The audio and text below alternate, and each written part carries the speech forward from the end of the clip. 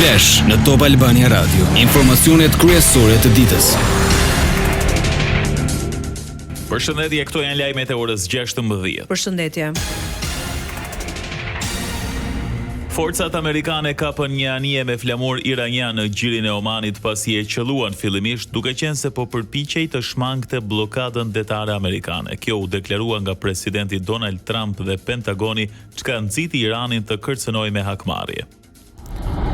Ndërkohë mbetet pasiguria lidhur me një raund të dytë të mundshëm të bisedimeve ball për ball mes delegacioneve amerikane e iraniane në Islamabad të Pakistanit. Sipas mediave shtetërore iraniane, Teherani nuk do të dërgojë ekip për takimin e sotëm, ndërkaq pas 2 ditësh skadon armpushimi 10 ditor. Çmimet e naftës u rritën ndjeshëm, ndërsa tensionet e ripërtërira midis Shteteve të Bashkuara të Amerikës dhe Iranit tronditën tregjet. Nafta bruto Brent për dorëzimin e qershor u tregtua mbi 7% më shumë se java e kaluar me $97 për fuqi, ndërsa ajo referuese amerikane WTI shënoi rritje të ngjashme. Në fillim të përshkallëzimit në fund të shkurtit, nafta Brent u tregtua në $70. Rritja erdhi pas tensioneve të larta në ngushtisën e Hormuzit, ku marina amerikane sekuestroi anijen iraniane. Kjo shënon një përkesim të mëtejshëm të marrëdhënieve midis Washingtonit dhe Teheranit.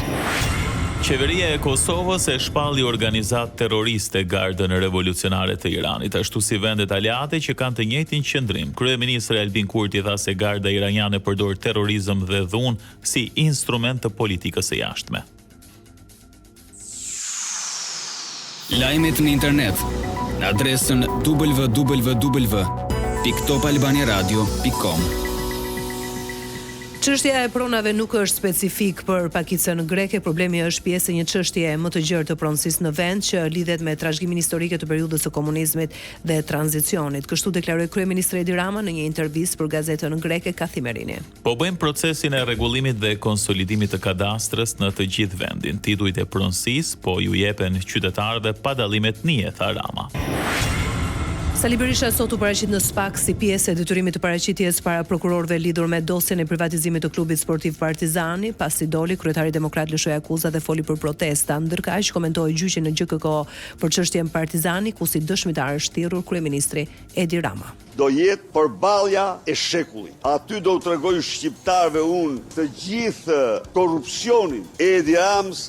Prandaj them, bëju burr edhe hajde në sallë gjyqit. Përndryshe, nëse nuk ta mban, urdhë të zgjidhni studio televizive, jam gati në debat dhe atëherë të konsideroj tërheqjen e kërkesës për dëshmitar. Përndryshe, absolutisht jo do vi dëshmitar në sallën e gjyqit.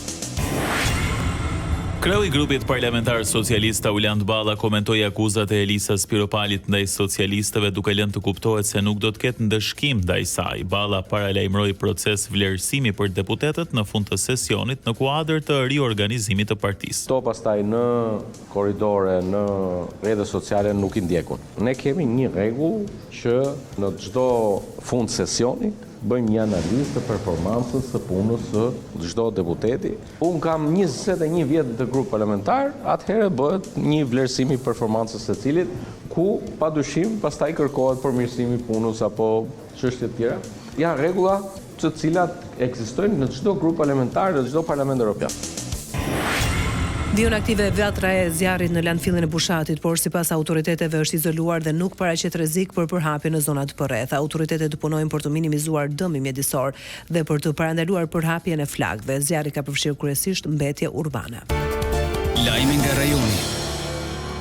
Nuk ka marrëveshje për presidentin e ri të Kosovës. Partia në pushtet Lëvizja Vetëvendosje dhe Lidhja Demokratike në opozit dështuan të arrijë një akord për këtë çështje. Ky ishte takimi i fundit mes kryetarëve Albin Kurti dhe Lumir Abdigjiku.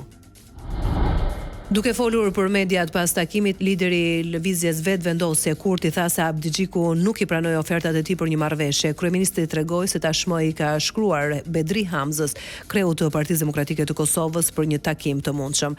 Kurti paralajmëroi se Kosova rrezikon të shkojë sërish në zgjedhje të parakohshme nëse presidenti i ri nuk zgjidhet deri në datën 28 prill.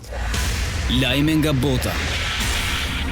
Fundi i epokës së Bojko Borisovit, njeriu që me partinë e tij dominoi skenën politike bullgare për më shumë se një dekadë dhe që ishte kthyer në objektivin kryesor të fushatës së fituesit të madh të këtyre zgjedhjeve, ish presidenti Rumen Radev. I mbështetur në përvojën e tij ushtarake, Radev triumfoi me mbi 45% të votave, siguroi shumicën e vendeve në parlament, 129 nga 240, rezultati më i mirë në 30 vitet e fundit. Shtys për këtë fitore i dha premtimi për stabilitet për të shërnjosur korrupsionin e kthyer në sistem.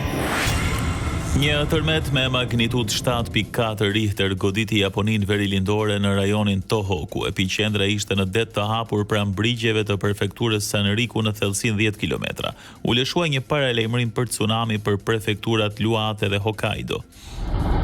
Transmetuesi publik japonez NHK deklaroi se një tsunami deri në 3 metra i lartë mund të godasë zonën së shpejti, sipas paraprake treni i shpejt midis stacioneve të Tokios dhe Shinamori ndërpreu lëvizjen. Tërmeti arriti nivelin 5 në shkallën e intensitetit sismik të Japonisë, nivel mjaftueshëm i lartë për të penguar trafikun. Parashikimi i motit. Vendi sot ndikohet nga kushte atmosferike të paqëndrueshme. Moti vijon me alternime vranësirash, rreshje të her pas hershme shiu me intensitet të ulët priten fillimisht në zonën e veriperëndimit për të ushtrirë më pas në pjesën tjetër të territorit. Temperaturat variojnë nga 8 në 24 gradë Celsius.